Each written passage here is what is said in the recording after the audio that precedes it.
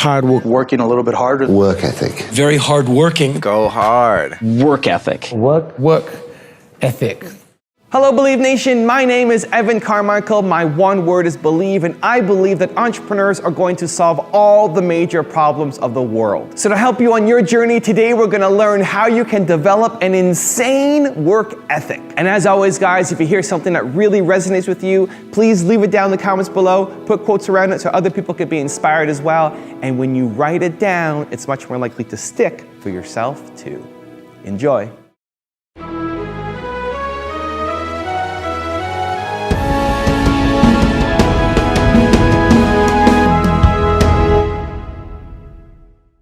Yes, I get up at crazy hours, whether it's 3 o'clock in the morning, by the way. When we were talking in London, I was getting up at 3 because I had to be on set by 4. I'm sorry, by 7. So whatever time my call time is, and I tell this to studios and directors and our producers, whatever time my call time, so my call time is at 7, then you back your clock up 4 hours, and then that's when I get up. And I'll train twice. I'll get my cardio in and breakfast, and then I'll go hit the weights. Clanging and banging, we call it. Jack and iron. But like, what time do you go to bed? I mean, you might shoot really late at night. I'm averaging, on a movie, I'll average probably about 5 hours of sleep. You know, hard work pays. I put in a hell of a lot of work all throughout this build-up in the fight. I pumped out more content than anybody, more content than Fox, more content than ESPN, more content than BT Sport, more content than everybody on the Mag Live on my own channels. You know what I mean? I'm a workhorse from all angles, not just in the gym, but I'm building this media empire now myself, and we pumped out the content. I'm very proud of how it went. We consistently, daily movies I was releasing, you know, from like a month ago, every single day. You know what I mean? Nobody's doing that. So I'm very proud of it, and I'm very, like, the work pays, hard work pays, and I put in the work, and that's why I'm sitting at the top. I put it all on the line, I show up, I perform, and I get the results from that. I knew I was wired to be excited about business. How or why, I don't know. But, you know, and there's certain guys that have the genetics to jump out of the gym, right? There's certain guys, you know, that, you know, when they golf, they have the muscle memory and the discipline. You know, Dirk Nowitzki may not be the most talented guy in the NBA, but his discipline and his focus to do what's necessary to be successful, he's willing to do, and combine it with being 7 feet tall and being skilled, you know, it makes him an amazing basketball player. So it's understanding what your skill set is, finding the right place to use those skills, and then going for it. You know, will that make you 250 grand? It depends if you pick the right industry.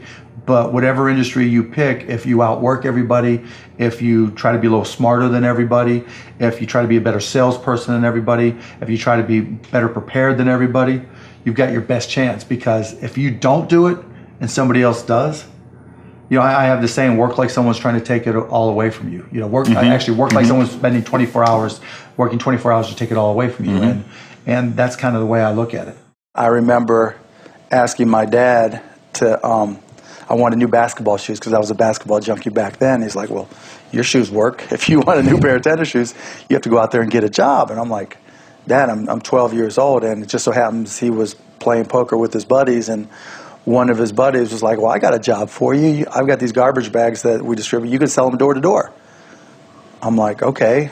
And it was when I was selling them and realizing that I liked to sell and that I could sell, and that I recognized that selling was about providing a service and creating value for people, that I knew that I would, literally back then, I knew that I could always succeed. I mean, I remember I was 16, I think, when I started a stamp company and started going to stamp shows and trade shows and just working a little bit harder than other people and trading up from one stamp to the next. I remember one time I started with a quarter and bought a stamp and left with $50, thinking, hey, if I could do this, I could do anything. And it's not that everything worked. I failed a lot, but I never ever felt like I wouldn't be able to work hard enough to succeed. And so the one thing my father gave me, which was really key, was that work ethic. That ability to get myself up in the morning, no matter how tired I was, to push myself through those pain barriers. And again, the combination of the loss of a mother at 6, and then being sent out to work at 10, I mean, starting work at 5 o'clock in the morning to do the milk round, being dropped off at 8:45 at school in the milk van. You know, that work ethic. So that combination of those two work ethic and great insecurity was what got me to where I went to. You tend to be incredibly modest in terms of describing your talents, and you always seem to belittle your abilities to a certain extent, when clearly there's a reason why everything you do has been working out. I was reading about how you said that to a certain extent that comes from your punk rock roots. Yep, there's no other choice. In those days, there was no idea of this makes money. There's no idea of like, this is my future. It was like a week at a time. We have 5 shows. We're going to get to Sunday. Whew. And even those days were like fraught with turbulence. And so I never really saw a future. None of us did. And some of us, didn't make it. Some of them are dead. And some of them are just kind of trying to recreate their past. And so I realized that I have to be very hardworking because I don't have kind of the ease of talent. And I come from that. And I think in a lot of ways it served me very well, in that I am as kind of hardworking as I've ever been, completely without confidence. I have none. I don't want any, because I think you turn your back on the thing, and that's when you get gored, is when you think, I got this. I never think I got this. I think, oh man, don't screw this up. And I go at everything, like including you and I sitting here right now. I'm trying to be fully engaged. And that intensity, I think, has served me quite well, but it comes from punk rock, absolutely. And the last boss I ever had was my boss at Haagen-Dazs, my ice cream job. And to this day, he still comes to my shows. And whenever I see Steve, who got me my first apartment, I was living in my car, he believed in me. Whenever I see him, I get all weepy. I always tell him, it's good to see you, sir. Henry, you can call me Steve. I can't do that, sir. Because he trusted me with his money. And I said, let me run your store. I know how to do this. I can do this. He's like, well, if you screw up, you're out of here. I said, I won't screw up. And I ended up I ran his store. And so, but it was anger that said, I'll be here all damn week. I'll get this whole thing right. I fired his staff and rehired a bunch of people who can really work. And it was out of anger. Like, I'll be back in 4 hours to run this $3.75 an hour job into the ground. And then I joined Black Flag, and I thought I was a hardworking person. Then you meet the guys in Black Flag who are so driven. You see Greg Ginn work 23-hour days. Like, Greg, you're still on the phone. I know. Greg, when did you eat? I don't know. Greg, when was the last time you showered? Do we have a shower? Like, the guy, we were not going to be stopped. And I kind of go at that intensity, kind of anything I do. Like, you're a very calm, good-looking young man. Look at me, I'm a spaz sitting next to you. Like, I'm doing an interview with you.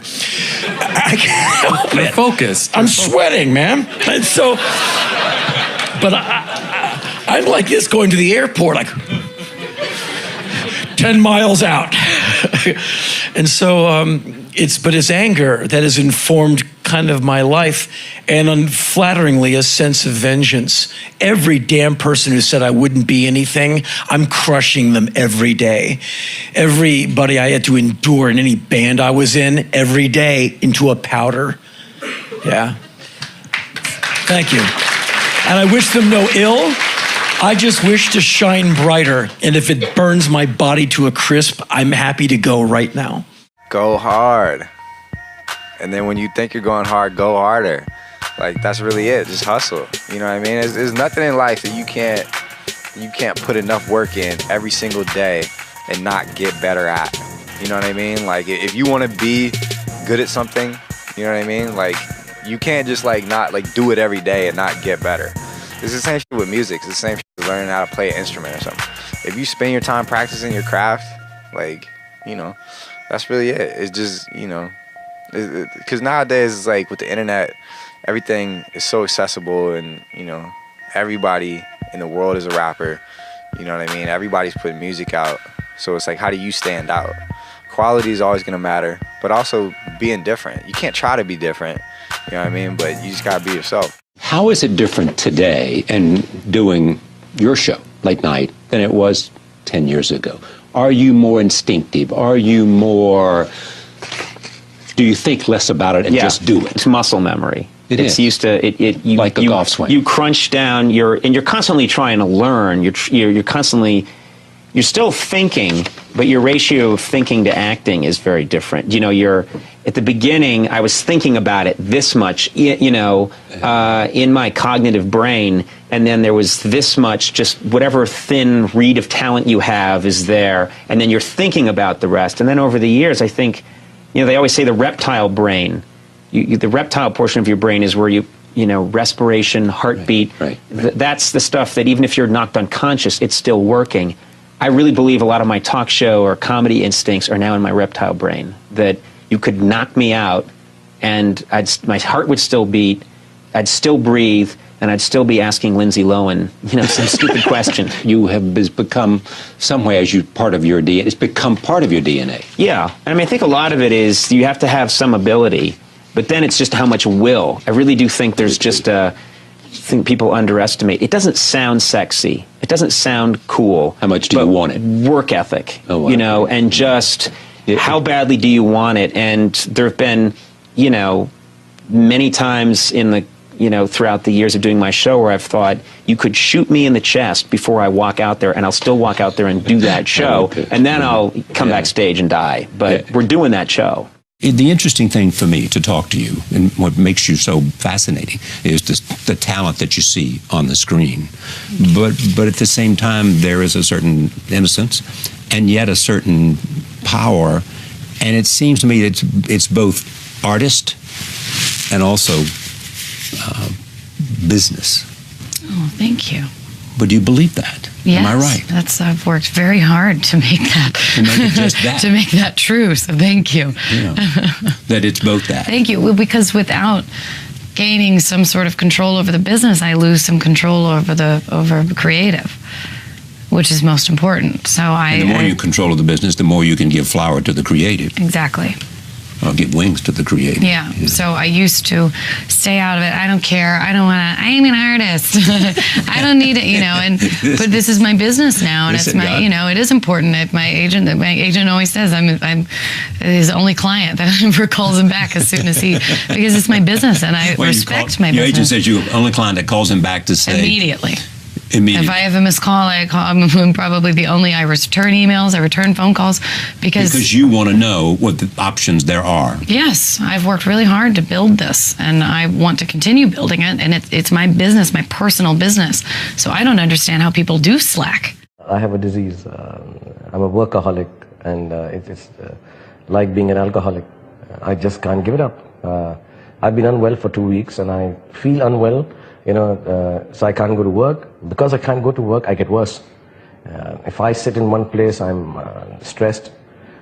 The reason I'm not fidgeting too much is because I'm unwell. Otherwise, I hate sitting in one place. Some work has to be given to me. You know, my wife and my children keep telling me that, you know, you work 20 years round the clock. Why are you doing this? I don't think I need the money. I don't think I'm greedy for more fame. I'm doing okay. I can do one film in 2 years and be happy with it, but I'm just not happy. I tell everyone, if I'm not working, I'm depressed. So I don't know if it's a curse or a blessing. Maybe at the end of it all, when we die, God will say, did you work? I say, yes, a lot.